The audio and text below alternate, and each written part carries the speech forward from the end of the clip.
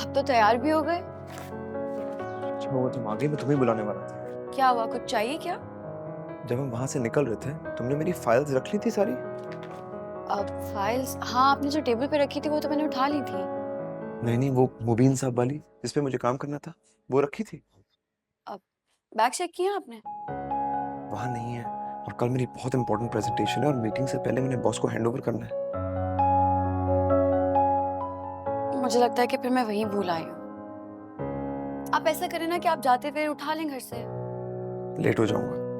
ऐसा करते हैं तुम पापा के साथ वहां चली जाओ, मैं वापसी पे तुम्हें पिक कर लूंगा। चलें ठीक है। वैसे भी खाला कह रही थी कि मैं उनसे मिल के नहीं गई, तो उनसे भी मिल लूंगी। जैसे तुम चाहो। अच्छा, मेरी नाश्ते के लिए बुला रही हूँ। अम्मी। जी, मैं नाश्ता लगा रही हूँ, आप आ जाओ।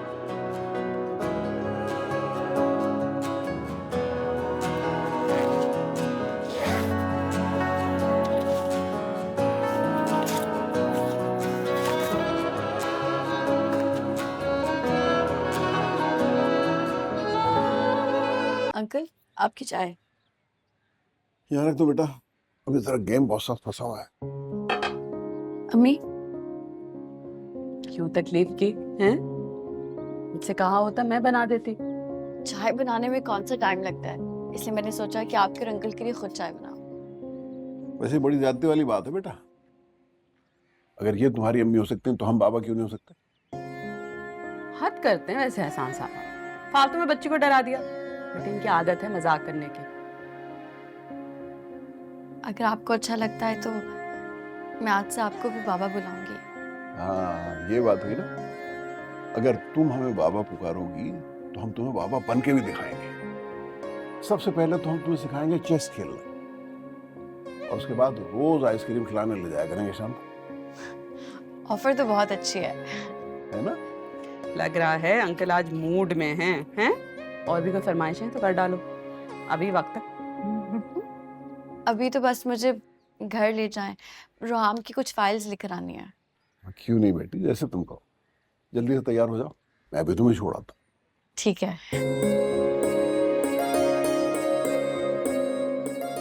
वैसे एहसान साहब, मलिया बेहतरीन इंतखाब है, हमारे घर के लिए भी और हमारे रोहाम के लिए भी। सही कह रही हो, बहुत प्यारी बच्ची है और बड़ी अच्छी तरबियत की तबस्सुम बहन ने। सबसे बड़ी बात यह है कि इस उम्र में इतना बड़ा सदमा सह रही है। आके अच्छा, अल्लाह अच्छा करेगा सब कुछ। आमीन। चलिए, मैं कहाँ था?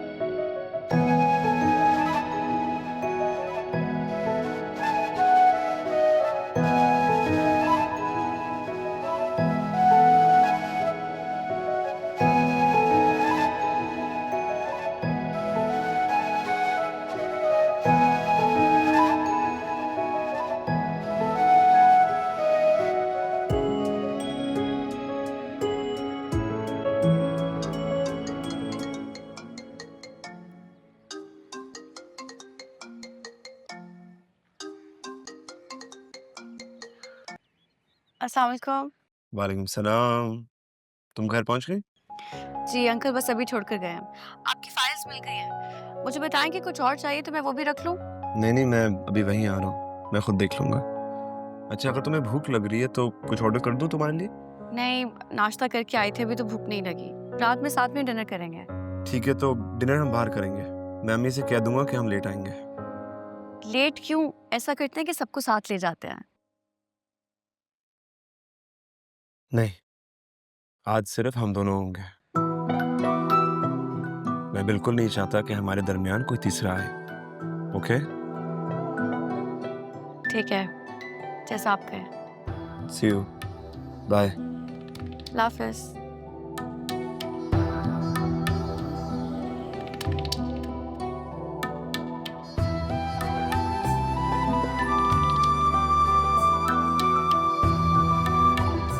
फोन क्यों नहीं उठा रही?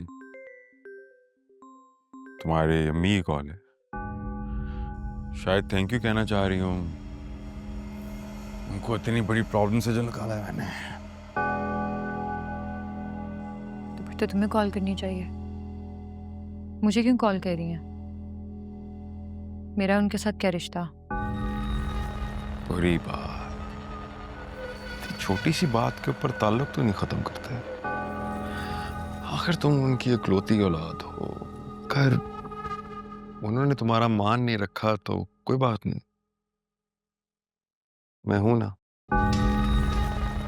मैं तुम्हारा मान सम्मान रखूंगा, तुम्हें पनाह भी दूंगा। क्या कहना चाहते हो कबीर? मैं सिर्फ ये कहना चाह रहा हूं कि वापसी के सारे रास्ते बंद हो चुके हैं।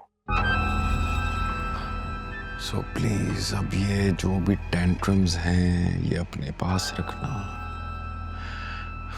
मुझे मत दिखाना। मेरी भी एक शर्त है।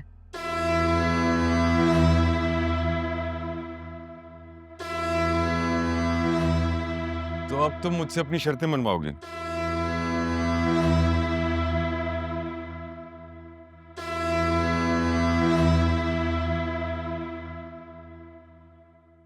अब तुम पे इतना हक तो होना चाहिए ना मेरा, क्या नहीं है? शर्त बताओ। अगर तुम चाहते हो कि मैं तुम्हारी सारी बातें मानूं, तो तुम्हें मेरी एक बात माननी पड़ेगी। कैसी बात? तुम्हें मेरे साथ साइकाइट्रिस्ट के पास चलना होगा।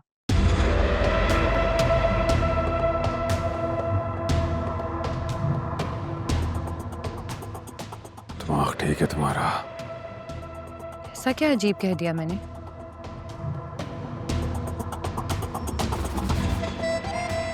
तुम मुझे पागल डिक्लेयर करके अपने बाप के साथ मुझे बदनाम करना चाहती हो? फिर ऐसा नहीं है। अगर ऐसा कुछ नहीं है तो फिर साइकाइट्रिस्ट के पास जाने की क्या जरूरत है?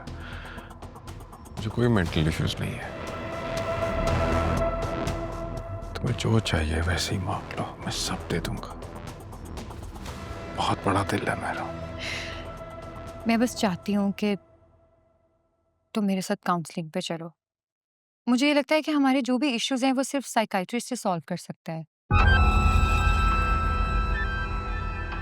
मैंने आज तक अपने सारे इश्यूज खुद सॉल्व किए हैं और आगे भी खुद करूंगा।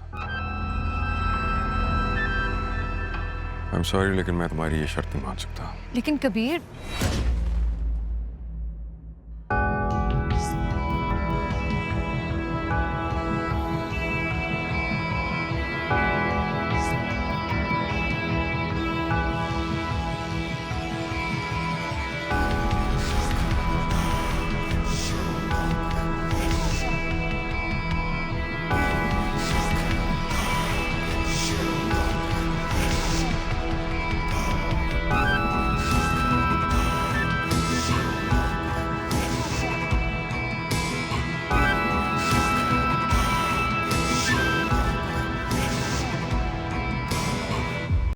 दिल जरा कुछ तो बता, किस राह पे